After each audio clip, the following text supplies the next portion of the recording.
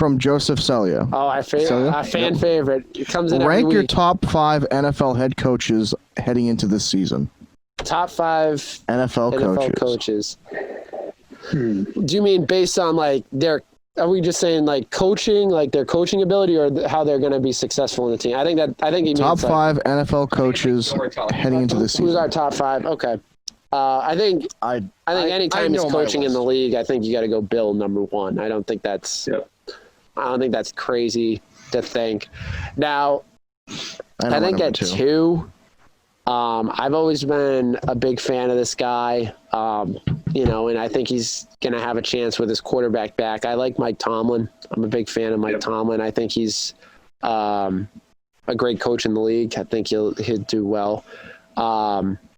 At 3, I think I'll go with Andy Reid, just based on he's coming off a Super Bowl win. He's always been that close, and he just couldn't figure it out, and he finally got a win. So he also has one of the top teams, like best quarterback. So I'd give it to him. The 4 and 5, I'm going to go with teams that may not have the greatest success, but I just love their coaching. 4 is Vrabel, what he was able to do with Ryan Tannehill. And, Derrick Henry's a great running back, but with that team, with Ryan Tannehill and a bunch of rookie, like his best receiver is a rookie receiver, like what he was able to do with that team is unbelievable. And he has the cojones to make like a big time call and a big time decision. That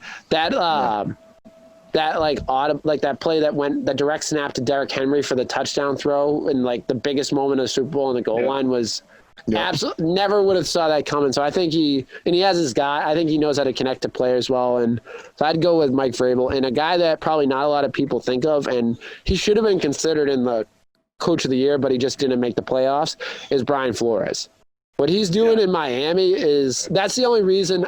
Brian Flores is the reason I'm kind of nervous about the Miami Dolphins, because what he's able to do with his players, and he made lemons out of absolute dog crap. Like he was able to make they were purposely tanking and they were finding ways to win. And I credit that a lot to the coaching.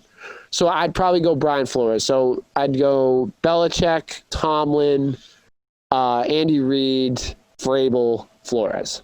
That's my top. What about John Harbaugh? See, now you're picking up on what I was. I like John too. Yeah. But I don't know. I think he gets lucky with not lucky because he's a good coach, but the years that he's really successful are the years that he has an MVP or defensive player of the year. Like, all right. He had Lamar Jackson, which bailed them out of a lot of games last year. A lot of it was probably scheming that he had defensively, because they had a great defense. They always have a great defense.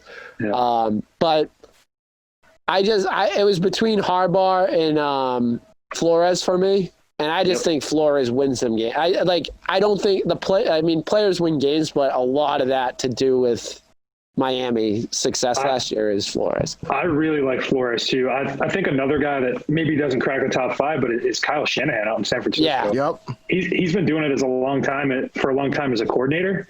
And I mean, we all love Jimmy G being New England guys, but I mean, he took a team with Jimmy G to the Super Bowl last year. He just finds a way to get offensive players who maybe aren't as heralded as you expect.